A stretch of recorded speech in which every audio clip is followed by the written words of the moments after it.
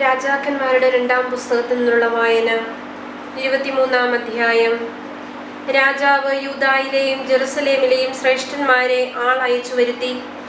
അവൻ കർത്താവിന്റെ ആലയത്തിൽ പ്രവേശിച്ചു.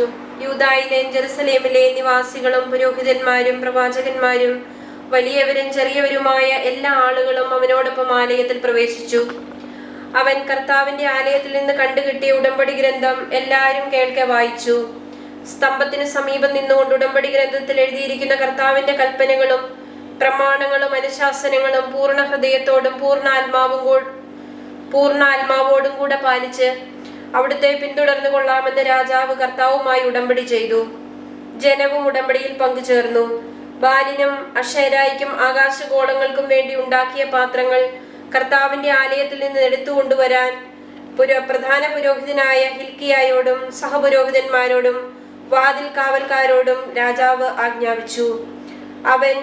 അവ ജെറുസലേമിന് പുറത്ത് കിദ്രോൻ വയലുകളിൽ വെച്ച് ദഹിപ്പിച്ച ചാരം ബദേലിലേക്ക് കൊണ്ടുപോയി.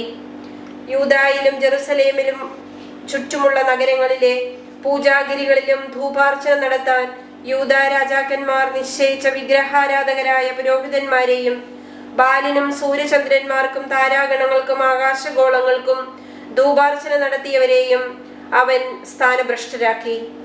അവൻ കർത്താവിന്റെ ആലയത്തിൽ നിന്ന് അക്ഷേര പ്രതിഷ്ഠ എടുത്ത് ജെറുസലേമിന് പുറത്ത് കിദ്രോൻ അരുവിക്കരികെ കൊണ്ടുവന്ന് ദഹിപ്പിച്ച് ചാരമാക്കി പൊതു ശ്മശാനത്തിൽ വിതറി. കർത്താവിന്റെ ആലയത്തിലെ ദേവപ്രീതിക്കായുള്ള പുരുഷ വേശ്യാവൃത്തിക്കാരുടെ ഭവനങ്ങൾ അവൻ തകർത്തു. അവിടെയാണ് സ്ത്രീകൾ അക്ഷേരായ്ക്ക് തോരണങ്ങൾ നെയ്തുണ്ടാക്കിയിരുന്നത്. അവൻ യൂദാ നഗരങ്ങളിൽ നിന്ന് പുരോഹിതന്മാരെ പുറത്തു കൊണ്ടുവരികയും അവർ ഗേബ മുതൽ ബർഷെബ വരെ ധൂപാർച്ചന നടത്തിയിരുന്ന പൂജാഗിരികൾ മലിനമാക്കുകയും ചെയ്തു.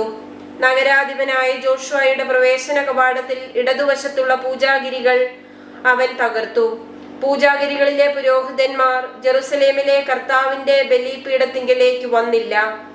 അവർ പുളിപ്പില്ലാത്ത അപ്പം തങ്ങളുടെ സഹോദരന്മാരോടൊത്തു ഭക്ഷിച്ചു.